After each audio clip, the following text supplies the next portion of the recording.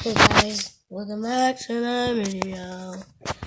Today we're going to be reacting to Story Booth animation. I was just watching this for like a split second. I never knew what it was like to have a normal family. Because ever since I was young, I had a father who was never there for me. I have a wonderful mother who was always there to support me and comfort me. However, I can't say the same for my father. He was an alcoholic, and because of it, I paid a lot for the damage and pain it brought. I couldn't just be normal. I couldn't invite my friends to my house because I was scared my father would be drunk and that he would embarrass me in front of them. I was often jealous of my friends because they had dads who were there to be a part of their lives. My dad was rarely a part of my life. He was often not even home, and when he wasn't in his right state of mind because he was drunk. And even when he wasn't drinking, he shut me and my family out of his life. He would stay in his room watching TV or playing video games almost all of the time that he was home. It was as if I had been replaced by a computer. This gave me low self-esteem growing up because I felt unimportant.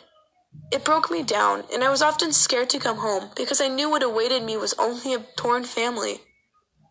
I remember one night, I was sitting at our kitchen table while my mom was cooking dinner, and I could hear my dad teasing my sister from upstairs, and I could tell he was drunk because his words were slurred. She finally couldn't take it anymore, and she screamed at him, "Stop it, you're drunk."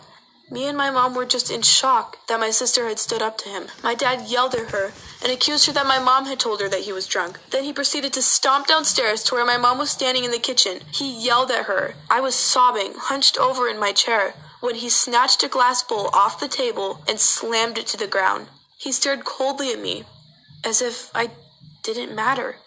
He stomped back up the stairs and slammed the door. I didn't see him for what felt like weeks. A few years later, he was arrested under charges of domestic violence and child abuse. He had never physically hurt me, but he had said so many damaging things that by the time he was arrested, I had such a low self-esteem and self-worth that it was actually a relief to see him go. However, my father was released the next day, and he actually came back home after about a month of living with my grandpa. My dad started drinking again after returning, and I actually began to stand up to him. I told him, "This isn't okay, and I would really appreciate if you try to quit." But he didn't listen to me.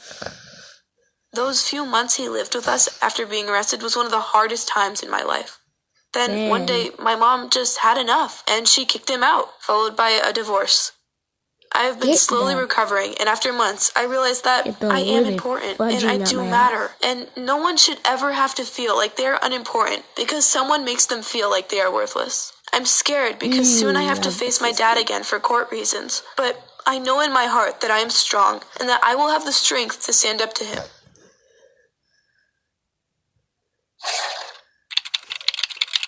Okay, last story. Oh my god, we totally jumped out the cliff at Zoom elevation. I saw while I was looking, like, this up. Hi, my name is Zara. My dad is from England and my mum is from Iraq, and I was born in England. When I was about 7 years old, my mum was like, "Hey, maybe we should go to Iraq. I've not seen my family in so long, so maybe we should pay them a visit, and maybe we could stay there for a while." My dad was like, "No, are you out of your mind? Like, that's where the war is going on." My mum was like, "Yeah, well, that's where I was born, that's where I was raised."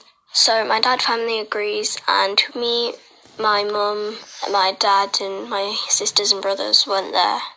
Everything was fine until I was about 9 years old. I remember it was about 4 a.m. and then I was woken up to the sound of screams and crying, and I was like, what's going on? This isn't right.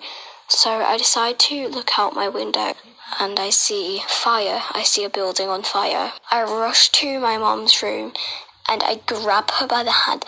I rush back to my room and I show her the fire. She screamed and she woke everyone up and she was having a panic attack. Soon enough, we realized that our city has been attacked. About a few weeks later, we were running low on supplies because we'd been in the house the full time trying to avoid the war. And then my dad was like, "Okay, we're low in food. We can't live like this. We're going to die in here if we don't get any more." My dad and my sister go out and they go and get food. It It was about 4 days since they'd went out to get some food, and my mum and I and my brother started panicking. Just like something has happened. They are not okay. I just lost all my hope, and I was like, well, there's nothing to do now. So let's just pray to God and see what happens. But then a miracle happened. My dad came back from the house, and without my sister, he was just crying and he was really injured. Without my sister,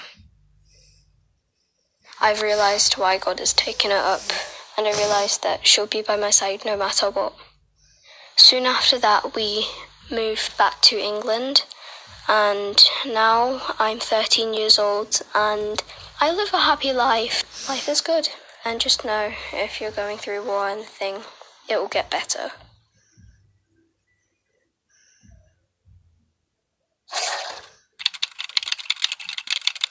Oh my god, we totally jumped.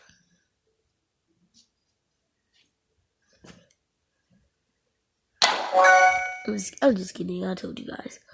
So I hope you guys enjoyed. If you did, hit that like button again. How to end it with showing the story boost sign.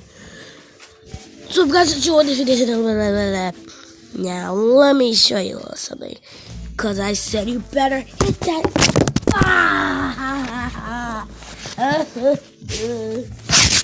Hey, shout out again. Cause I said hit that like button again. And hit that notification and that bell. And leave a comment down below. And what's your favorite YouTube channel? I'll see you guys next time. Bye.